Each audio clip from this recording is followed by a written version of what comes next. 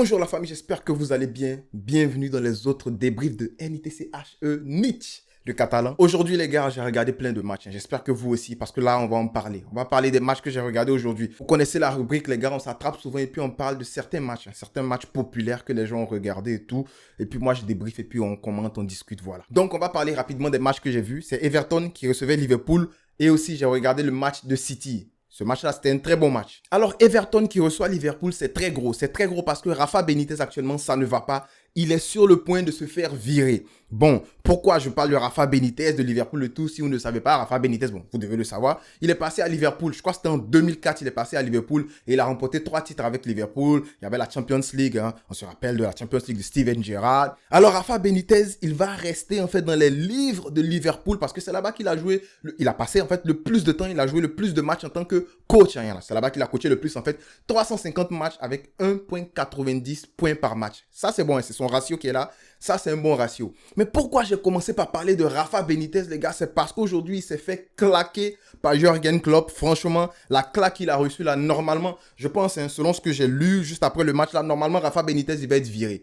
Aujourd'hui, franchement, Liverpool était au top du top. Moi, j'ai regardé le match aujourd'hui, je me dis, mais attends, Fabinho réussissait à faire des presses avec les Henderson, les Diogo Jota, qui lui descend beaucoup pour faire des presses. Et lui participe beaucoup au jeu, c'est ce qui me plaît chez lui. De toute façon, on va en parler. Et Fabinho, quand tu le vois, tu te dis, bon, il va pas trop tenir et tout. Mais au contraire, le gars, il tient. Quand Van Dijk était blessé, là, il remplaçait Van Dijk en défense centrale jusqu'à ce que lui-même aussi se blesse. Voilà, on se rappelle de l'hécatombe l'année dernière. Mais aujourd'hui, franchement, Fabinho, Henderson, chapeau au milieu. Mais il n'y a pas que ça. Moi, je dis, hein, la force de Liverpool aujourd'hui, là, bon, on le sait, on enlève Klopp. Hein. Klopp, c'est Klopp. La force de Liverpool aujourd'hui, actuellement, là, c'est la capacité des latéraux. La capacité que ces latéraux, là, je parle de Robertson à gauche et puis de Trent Alexander-Arnold de l'autre côté. La capacité qu'ils ont à créer le jeu. Parce que même si de l'autre côté, les Salah n'arrivent pas à créer le jeu pendant un bout de temps, on va parler de Salah tout à l'heure, Robertson et puis Trent Alexander-Arnold, tu as des gars qui sont des latéraux, ils sont comme des ailiers, mais en même temps, ce sont des meneurs de jeu excentriques. Aujourd'hui, Robertson, il montre cela en faisant 2 passes décisives. Franchement, non, mais qu'est-ce que tu veux? Quand tu es un latéral comme ça, qui arrive à te sortir des performances top du top comme ça. Le match dernier, oui, je pense que c'était le match dernier, il y a eu la passe décisive de Alexander-Arnold. C'est-à-dire que si Alexander-Arnold ne se montre pas, tu auras Robbo qui va se montrer. Et c'est ça qui fait la force de Liverpool. Parce que même quand le match est serré, ces deux-là sur les côtés, ils vont réussir à te créer du jeu. À part ces deux latéraux-là que je salue au passage, on va parler des gars devant. Franchement, aujourd'hui, Mané, je ne l'ai pas trop vu. Mais les 2 gars que j'ai le plus vus, c'est Diogo Rota et Mohamed Salah. Non, mais franchement, moi, je joue à FPL. Je ne sais pas si vous connaissez FPL, la Fantasy Premier League.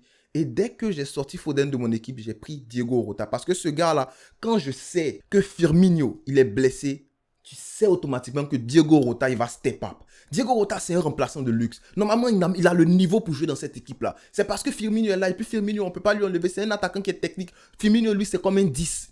C'est un 10. C'est un 9,5. Mais quand Firmino n'est pas là, tu as un gars comme Diego Rota qui, lui, il vient et puis tape. En fait, il plante ses buts. Lui, il s'en fout, quoi. Ils s'en foutent que ce soit... Lui, en fait, il est là pour montrer à Salah, Mané, puis Firmino que... Hey, moi, je suis là pour prendre la place ici. Je ne suis pas un simple remplaçant et tout. Non, franchement, Diego Rota, la mentalité, là, j'adore. Il est sur le banc tout le temps. Il rentre, il joue ses 20 minutes quand Firmino est là et tout. Une fois que Firmino est blessé, il commence à claquer ses buts. Aujourd'hui encore, il a marqué. Contre l'Atlético de Madrid, il a marqué. Contre Arsenal, il a marqué. Le petit, en fait, dès que tu le mets sur le terrain, là, il marque. Et c'est là que je vais dire un truc qui va énerver certains pro-Ronaldo ou pro-Mancunien. Diego Rota, aujourd'hui, c'est le 2e joueur, le 2e meilleur joueur portugais de la Première Ligue. Voilà, j'ai dit. Vous vous demandez c'est qui le premier, on va parler de lui tout à l'heure. C'est Bernardo Silva. Actuellement, hein, je dis actuellement, Bernardo Silva est le meilleur joueur portugais de la Première Ligue. Après, c'est Diego Rota. Il n'y a rien à dire. Franchement, parce que le but qu'il marque aujourd'hui, là, c'est un but d'attaquant. Tu vois le contrôle. Ça me rappelle un peu les contrôles de ce gars-là, de Gabriel Jesus. Tout à l'heure, on va parler de lui aussi. Il donne dos au but, dos au défenseur et tout. Il contrôle son ballon. Il se met dans le sens du but. Franchement, tu sais que Pickford, il est mort. Parce que Diego Rota est sur son pied gauche. Quand il contrôle, il pousse 1 fois, 2 fois. Il lève la tête. Il voit l'angle en haut, là. Il voit l'ouverture. Oh là là là là. Fusillade, il marque son but. Non mais franchement, aujourd'hui le but de Diogo Rota là, c'est un but d'attaquant. Et moi je pense que Firmino, il a chaud. Jürgen Klopp lui-même, il a chaud aussi. Parce qu'il va falloir arriver un moment qu'il explique pourquoi il met tout le temps le petit Diogo Rota sur le banc. Parce que tu le fais sortir, il marque. Mais pourquoi tu ne le mets pas titulaire en même temps? Franchement, il cogne à la porte Diego Rota. Et là, on va terminer sur les 2 buts de Mo Salah. Le dernier but de Mo Salah, la contre-attaque là. Franchement, moi, je vois ça d'habitude. Je me disais, quand je regardais le match, je me disais qu'il allait se retourner et puis attendre ses gars. Mais ça, c'est très mal connaître Mo Salah. Il mène la contre-attaque tout seul, depuis le centre là. Depuis le centre, il reçoit le ballon. Poum, il est parti. Je ne sais même plus de qui il a reçu le ballon. Poum, il est parti sur son pied gauche. Je me disais que Coleman allait l'attraper. Je pense que c'est Coleman qui lui courait après. Si c'est pas Coleman, ça doit être Godfrey. Mais c'est quelqu'un sur le côté droit là. Je me disais que le gars allait le rattraper. Mais ça, c'est mal connaître Mo Salah. Je dis, il prend la profondeur comme ça. Tu peux pas le rattraper. Et le truc, c'est que il est intelligent. Il continue. Il se met sur son pied gauche. Il reste sur son pied gauche. Et arrivé au moment quand le défenseur le rattrape, parce que ouais, si tu cours trop vite, que tu n'arrives pas à ralentir avant de tirer, tu vas rater ta frappe. Regardez même à FIFA là, comme vous jouez à FIFA, c'est pareil. Si tu maintiens l'accélérateur, tu continues d'accélérer, que tu shootes, le gars il va mettre en haut. Donc arrivé un moment, il faut décélérer pour pouvoir bien placer sa frappe. Et quand il a commencé à décélérer, il y a le gars qui commençait à catch up sur la distance. Il s'est excentré un peu sur son pied gauche, il a placé son ballon. Ça, c'est un attaquant qui est intelligent. Et Mohamed Salah, aujourd'hui, dites-moi si je mens, mais aujourd'hui, actuellement, Mohamed Salah, c'est le meilleur joueur de la Première Ligue. Il n'y a rien à dire. Il n'y a rien à dire. Il est franchement à respecter.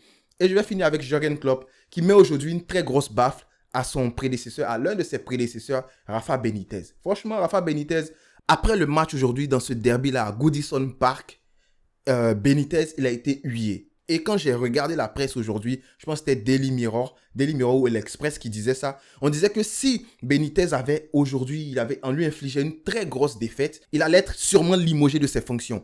Et aujourd'hui, là, je pense que franchement, Benitez, après cette claque-là, il y avait moyen de perdre contre Liverpool et puis faire un bon match. Mais là, tu peux pas ne pas présenter de jeu. Tu peux pas ne pas présenter de jeu. Surtout quand tu as un petit comme Gray. Le petit Gray qui est là, il est bon. Tu as Richarlison qui est devant. Franchement, il y avait moyen de faire quelque chose et puis de ne pas trop prendre l'eau comme ça. Mais après, quand tu joues contre Salah, qui est actuellement le meilleur joueur de la PL, peut-être même le meilleur joueur du monde actuellement, hein. Franchement, je trouve que c'est difficile. Je vais aussi saluer l'entrée du petit Anthony Gordon. Je ne le connaissais pas jusqu'à aujourd'hui. Franchement, je ne le connaissais pas. C'est aujourd'hui que j'ai connu le petit.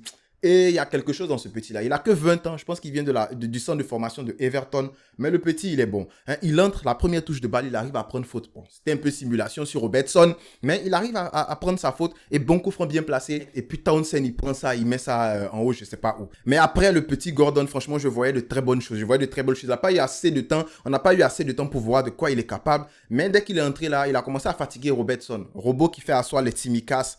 Qui montre à Tsimikas comment on joue latéral là. Franchement, Gordon là, lui a montré. Aujourd'hui là, 2-3 touches.